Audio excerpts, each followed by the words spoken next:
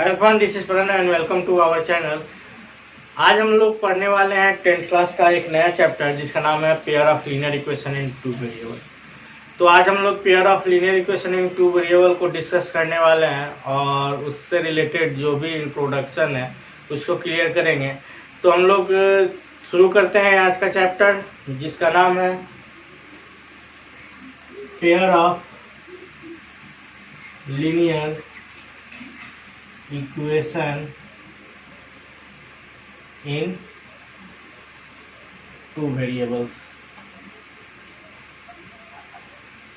ठीक है, तो इसके पहले हम लोग 9th क्लास में भी linear equation in two variable पढ़े हैं। तो 9th क्लास में जो linear equation in two variable हम लोगों ने पढ़ा है उसमें लीनियर इक्वेशन का सिंगल टर्म होता था, यानी सिंगल क्वेश्चन होता था। लेकिन यहाँ पर लीनियर इक्वेशन जो आएगा वो क्या होगा, पेयर में आएगा। तो इसीलिए इसका नाम क्या है, pair of linear equation in two variable. इसमें सबसे पहले पेयर समझ, पेयर में जोड़ा होता है। और लीनियर इक्वेशन क्या होता है, लीनियर इक्वेशन क्या होता है, तो लीनियर इक्वेशन का हम लोगों ने स्ट्रक्चर देखा था। लीनियर इक्वेशन का स्ट्रक्चर देखा था ax plus b equal to 0। ठीक है, यानी लीनियर इक्वेशन उसको कह सकते हैं कि ऐसा इक्वेशन जिसका हाईएस्ट डिग्री 1 हो उसको हम लोग लीनियर इक्वेशन कह सकते हैं। तो लीनियर इक्वेशन हम लोग वो पढ़ा था। ठीक है, तो लीनियर इक्वेशन का स्ट्रक्चर है। तो हम लोग यहाँ पर जो लीनियर इक्वेशन पढ़ेंगे वो क्या होगा, टू वेरिएबल का होगा। यानी लीनियर इक्वेशन में अब 2 वेरिएबल आने वाला है। तो लीनियर इक्वेशन में जब 2 वेरिएबल आएगा तो उसका जो स्ट्रक्चर होगा वो होगा ax plus b y plus c equal to 0। ठीक है, ax plus b y plus c equal to 0 कह रहा है। लीनियर इक्वेशन होना चाहिए, linear equation means highest degree 1 होना चाहिए, तो हाईएस्ट डिग्री 1 है। और साथ में 2 वेरिएबल होना चाहिए, तो 2 वेरिएबल यहाँ दिया हुआ है x एंड y। तो यहाँ पर एक कंडीशन रहेगा कि ये लीनियर इक्वेशन इन 1 2 वेरिएबल का ये एक्सप्रेशन है। इसमें क्या होगा कि a and b not equal to 0। a और b जो होगा कभी भी 0 के इक्वल नहीं होगा। अगर a या b में से कोई भी 0 के इक्वल हो जाएगा तो 1 वेरिएबल का नहीं। मान लो a 0 हो गया तो 0 इंटू एक्स 0 हो गया, यानी बी वाई प्लस सी बचा, यानी ये क्या हो जाएगा, 1 वेरिएबल का क्वेश्चन हो जाएगा। तो इसलिए यहाँ पर एक कंडीशन क्रिएट किया गया है। और ये कंडीशन क्या है कि linear equation in two variable का जो भी इक्वेशन होगा उसमें a और b कभी भी 0 के इक्वल नहीं होगा। ठीक है, और a b c और a b c क्या होगा, a b and c are real number. ये क्या होगा, ये रियल नंबर होगा। तो linear equation in two variable हम लोगों ने देखा। Linear equation in two variable क्या होता है, उसके स्ट्रक्चर के बारे में भी हम लोगों ने डिस्कस किया। उसके स्ट्रक्चर से रिलेटेड जो टर्म्स एंड कंडीशन थे, ये दोनों टर्म्स एंड कंडीशन थे, उसके बारे में भी हम लोगों ने चर्चा किया। तो linear equation in two variable हम लोग समझ चुके हैं। लेकिन यहाँ पर क्या है, pair of linear equation in two variable.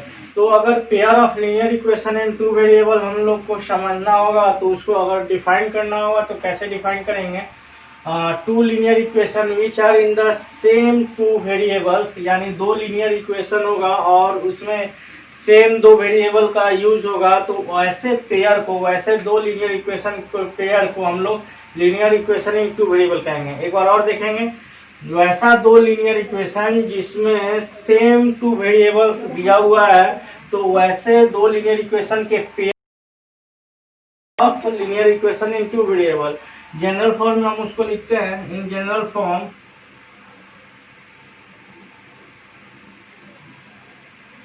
हम उसको लिखेंगे a1x plus b1y plus c1 equal to 0। उसके बाद लिखेंगे a2x plus b2y plus c2 equal to 0। ठीक है, तो यहाँ पर हम लोग क्या देख रहे हैं कि ये जो दोनों हैं, ये पहला लीनियर इक्वेशन है इन टू वेरिएबल है, ये दूसरा linear equation in two variable है। दोनों में क्या है कि वेरिएबल क्या है, दोनों का वेरिएबल सेम है। तो इस दोनों लीनियर इक्वेशन का वेरिएबल सेम है, तो इससे जो पेयर बनता है उसी को हम लोग क्या कहते हैं, pair of linear equation in two variable.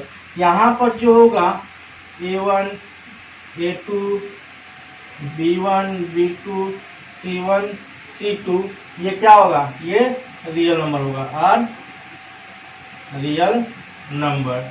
ठीक है, और a1 a2 b1 और b2 नॉट इक्वल टू क्या होगा, 0 होगा, यानी ये 0 के इक्वल नहीं होगा। अगर 0 के इक्वल होगा तो ये linear equation in two variable होगा ही नहीं। तो इस तरह से हम लोग pair of linear equation in two variable को हम लोगों ने टॉपिक क्या हुआ है, solution of the system. System का सॉल्यूशन क्या होता है, ठीक है। तो उसको कैसे डिफाइन करेंगे कि a pair of value of x and y, यानी एक्स एंड वाई पेयर का जो वैल्यू होगा अगर वो इक्वेशन को सेटिस्फाई करता है, यानी linear equation in two variable को एक्स और वाई के जो वैल्यू है वो अगर सेटिस्फाई कर देता है तो उसी को हम लोग सॉल्यूशन ऑफ द सिस्टम कहते हैं। एक बार और देखेंगे, कह रहा है कि अगर linear equation in two variable के इक्वेशन को एक्स एंड वाई का वैल्यू अगर सेटिस्फाई करता है तो उसको हम लोग क्या कहते हैं, सॉल्यूशन ऑफ द सिस्टम कहते हैं, यानी उस इक्वेशन का सॉल्यूशन कहते हैं। तो इसको हम लोग एक एग्जांपल से समझते हैं कि यहाँ पर क्या दिया है, एक्स और वाई का कुछ सर्टेन वैल्यू दिया है। अब कह रहा है कि क्या ये जो एक्स और वाई का वैल्यू है वो ये नीचे दिए गए linear equation in two variable का सॉल्यूशन है। तो अगर एक्स और वाई का वैल्यू इस इक्वेशन में बारी बारी से हम लोग पुट करते हैं, अगर इसको सेटिस्फाई करता है तो सॉल्यूशन ऑफ द सिस्टम होगा। तो यहाँ पर क्या दिया है, सॉल्यूशन में हम लोग क्या सॉल्व कर रहे हैं, द गिवन इक्वेशन आर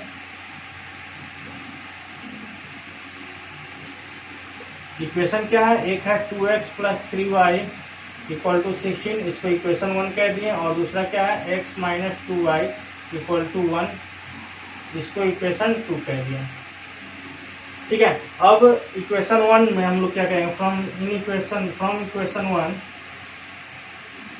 या putting the value of x equal to 5 and y equal to 2 in equation 1 में वैल्यू पुट करते हैं। तो इक्वेशन 1 का इक्वल टू के पहले का हम लोग LHS कहते हैं। तो LHS क्या है इसका, 2x प्लस 3y। तो इसमें हम लोग वैल्यू पुट करने जा रहे हैं x का, तो 2 इंटू 5 और प्लस 3 इंटू 2, ये हो जाएगा 10 और ये हो जाएगा 6, यानी क्या हुआ 16, जो कि RHS के क्या है, इक्वल है। फर्स्ट इक्वेशन को सेटिस्फाई कर दिया, ठीक है। Again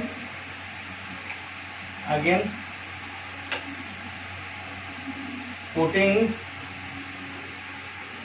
the value of x equal to 5 and y equal to 2 in equation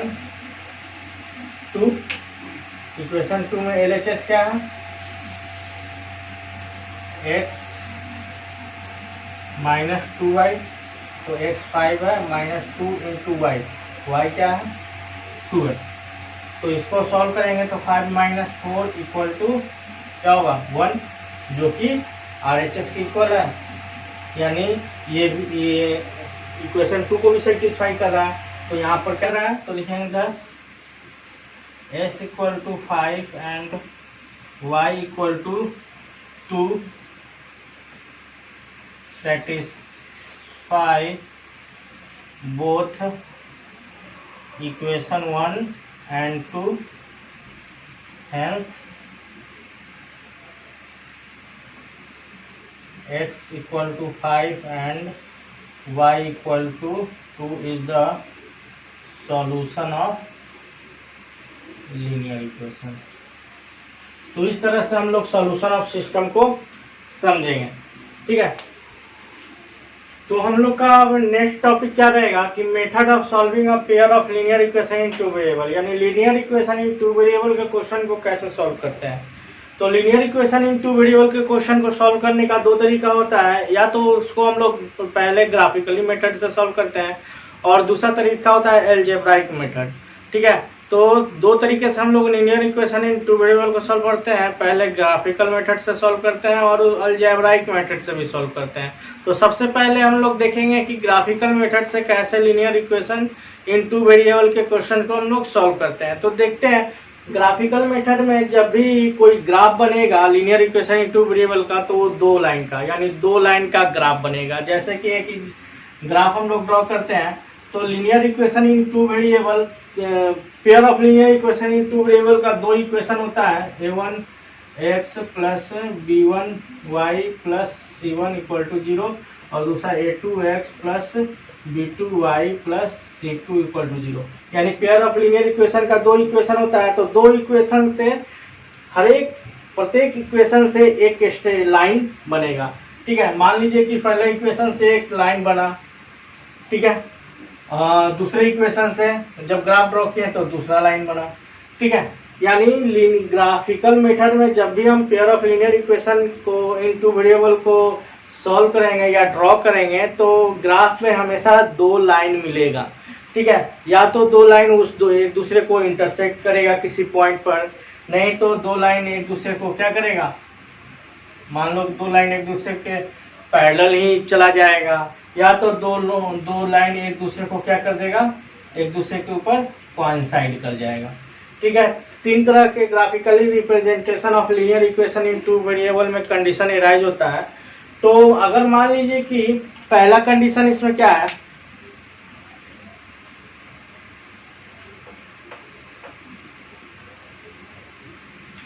इसमें पहला ग्राफ कैसा होगा कि इफ 2 लाइन्स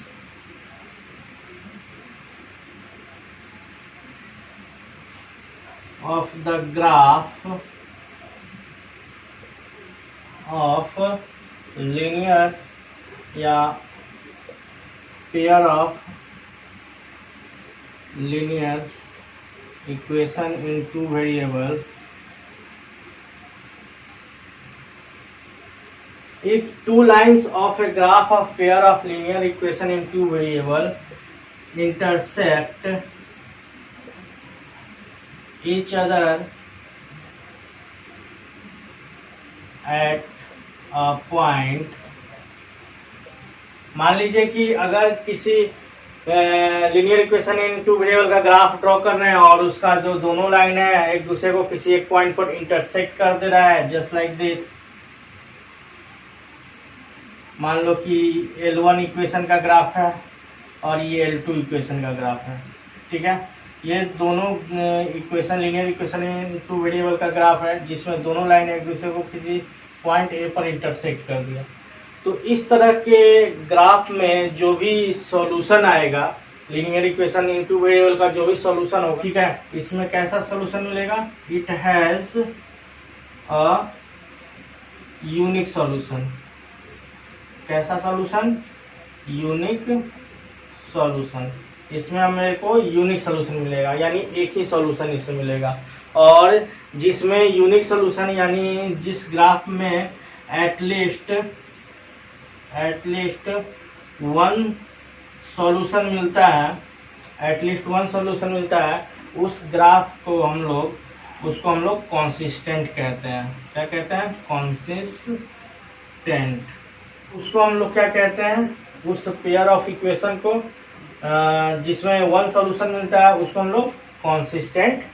अब मान लीजिए कि अब किसी दूसरे तरह का ग्राफ बनेगा, मान लीजिए कि ग्राफ एक दूसरे को क्या कर रहा है, कोइंसाइड कर दे रहा है। अब जब ग्राफ एक दूसरे को कोइंसाइड करेगा तो उस कंडीशन में उस ग्राफ का जो सॉल्यूशन होगा वो क्या होगा, इनफाइनाइटली मेनी सॉल्यूशन होगा। और उस सॉल्यूशन को हम लोग कहते हैं डिपेंडेंट सॉल्यूशन। क्या कहते हैं, डिपेंडेंट। इसको कंसिस्टेंट, उसको डिपेंडेंट, ठीक है, या उसको कंसिस्टेंट भी हम लोग कह सकते हैं। तो उस दूसरा देखते हैं, इसका दूसरा ग्राफिकल कंडीशन। दूसरा क्या है कि if the lines coincide each other, अगर ग्राफ का लाइन क्या कर रहा है, एक दूसरे को कोइंसाइड कर दे रहा है, जस्ट लाइक दिस, इसके जैसा। मान लो ये L1 है और इसी पर क्या है, L2 भी ड्रॉ है। L1 और L2 यानी linear equation in two variable का जो ग्राफ है उसमें दोनों लाइन एक दूसरे को कोइंसाइड कर गया है, तो इस तरह के ग्राफिकल रिप्रेजेंटेशन में जो सॉल्यूशन मिलेगा वो मेरा मिलेगा इनफाइनाइटली मैनी सॉल्यूशन। तो देन देयर आर इनफाइनाइटली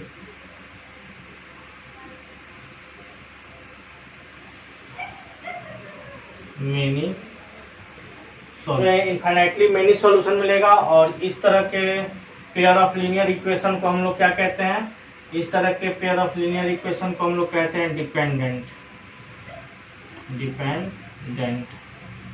ठीक है, पहले वाले को क्या कह रहे थे, जब यूनिक सॉल्यूशन में आया था तो उसको कंसिस्टेंट कहते हैं, तो इसमें एटलीस्ट वन सॉल्यूशन था। इसमें इनफाइनाइटली मेनी सॉल्यूशन है, तो इसको हम लोग, इस सिस्टम ऑफ इक्वेशन को हम लोग डिपेंडेंट सिस्टम, या इसको हम लोग कंसिस्टेंट भी के कैटेगरी में भी रख सकते हैं। Consistent solution. ठीक है, अब तीसरा टाइप का आपका ग्राफ मिलेगा, और तीसरा टाइप का ग्राफ कैसा मिलेगा उसको भी हम लोग देख लेते हैं कि तीसरा टाइप का ग्राफ क्या रहेगा कि जो लाइन बनेगा, यानी linear pair of linear equation in two variable का जो भी दो लाइन बनेगा, उसमें दोनों लाइन क्या होगा, एक दूसरे के पैरेलल में बनेगा। तो उसमें जब एक दूसरे के पैरेलल में बनेगा, यानी वो दोनों लाइन एक दूसरे को किसी पॉइंट पर टच नहीं करेगा, तो उसमें से एक भी सॉल्यूशन नहीं मिलेगा मेरे को। If the lines are parallel to each other then are no solution. इस तरह का ग्राफ कैसा होगा देखते हैं इसका ग्राफ।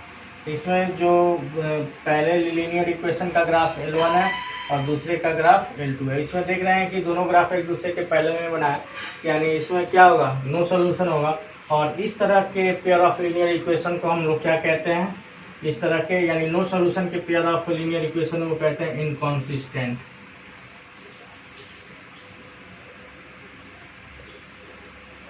System of equation.